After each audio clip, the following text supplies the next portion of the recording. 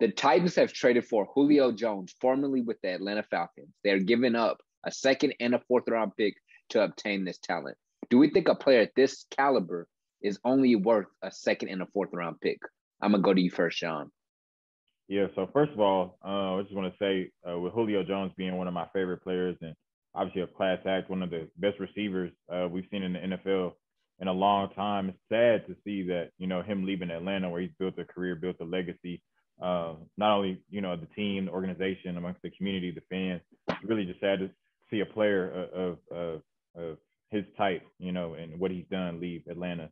But I do think the compensation is fair. And like I said, I'm a huge Julio Jones fan. When you look at it, he's on a big contract. He's making $15 million this year, and you have to fit that in the cap. They were able to restructure Ryan Tannehill's contract to do that, but he's going to be, I think, a $12 million cap hit over the next 2 years.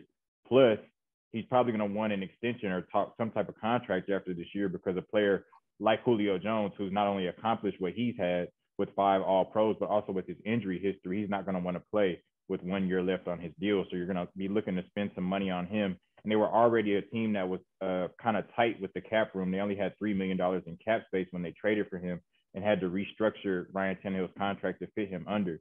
When you look at second round picks, right, you have a cheap rookie player on a 4-year deal. And if you just look specifically at receivers that have been drafted in the second round, you look at A.J. Brown, who is Julio Jones' teammate, who nobody has had more yards per reception over the last 2 years in the NFL than A.J. Brown. DK Metcalf, obviously we know what he's doing with Russell Wilson. And Seattle, you have Devontae Adams, who's arguably regarded as the best wide receiver in the league. He was drafted in the second round.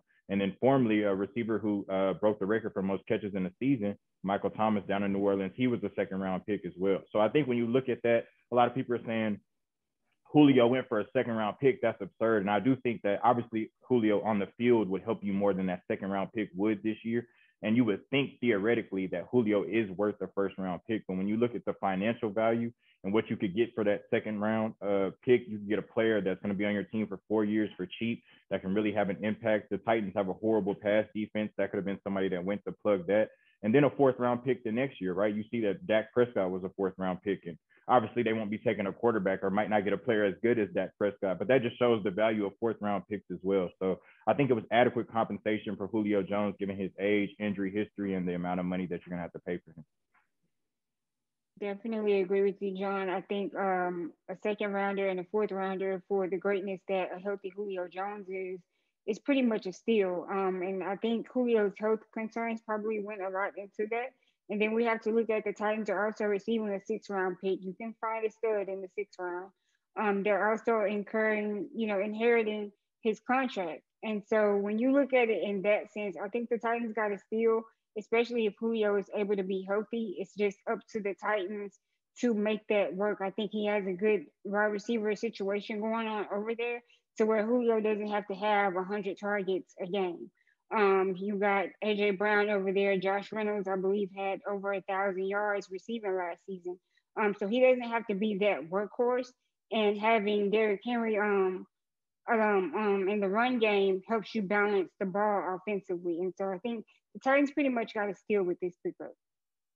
Yeah, I understand the uproar about it. Like a lot of players are saying that's all he's worth. When on the field, yeah, he's worth more than this. And like Mia said, it's a steal. However, unfortunately, he's been banged up over the past couple of years. And last year, we had a big deal about him missing nearly half of the season, only playing 9 games. So that's really what it was. You can give us a 2 and a 4. He's getting a little older and he's getting injured. That's not really the best combination. So I understand a 2 and a 4 for me is really just an insurance policy. I'm not going to expound about it too much. They did a great job explaining it. But yeah, I think it's pretty fair because of that injury history. I think it's fair to say that this deal will come down to how much available Julio Jones is for the Titans. And let's say we go into a reality with Julio Jones being healthy for the whole season. Do we think this makes the Titans contenders? How much does this elevate the Tennessee Titans? I'm going to start with you, John. So, like I said, I love Julio Jones, and I think when healthy, he can still be a top receiver in the league. And I think he's still top 3 to top 5 right now in the league as we sit here today. But I honestly don't think this does much for the Titans. It may raise their ceiling a little bit, but I still don't think this puts them above teams like the Cleveland Browns, the Baltimore Ravens, the Buffalo Bills, and definitely the Kansas City Chiefs.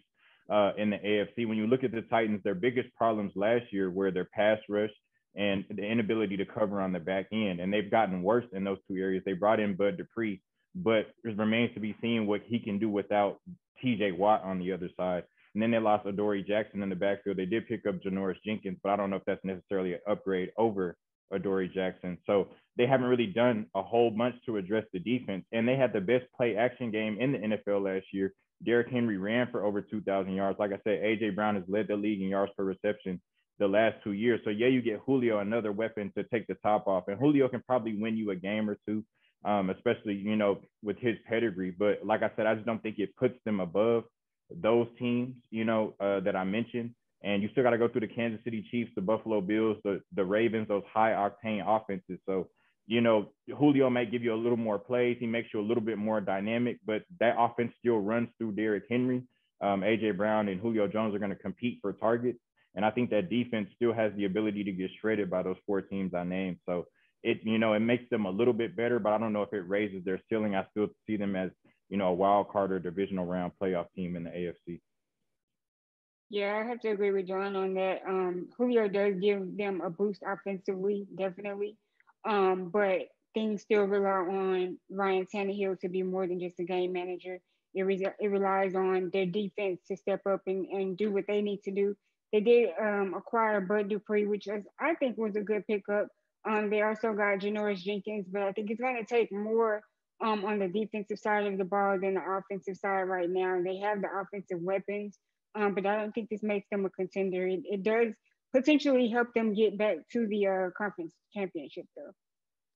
Yeah, I mean, I guess this show kind of boring on this one because we're all kind of in agreement with both of these topics. But yeah, I think that it elevates them slightly. I think that before this move, I felt like they were competing for the first place in the AFC South. And now I feel confident saying they're the favorite.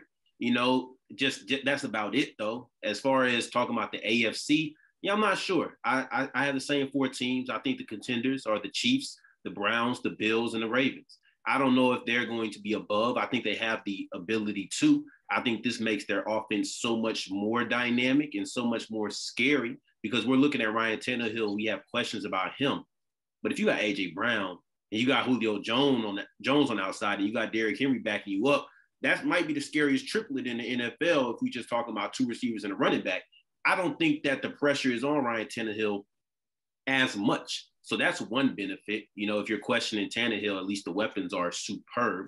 But, I mean, they all pointed out the defense is where it's at. Do you have questions? Is Bud Dupree going to be able to do that coming off of a bad injury, coming off of not playing with TJ Watt and being the number one guy now? Is Janoris Jenkins, who's 32 years old as well, is he going to be able to continue? Is Arthur Smith leaving going to have a big dent? Because we've seen talent be wasted by bad schemes. And more importantly, or not most importantly, but Derrick Henry is not running for 2,000 yards next year. It's not happening.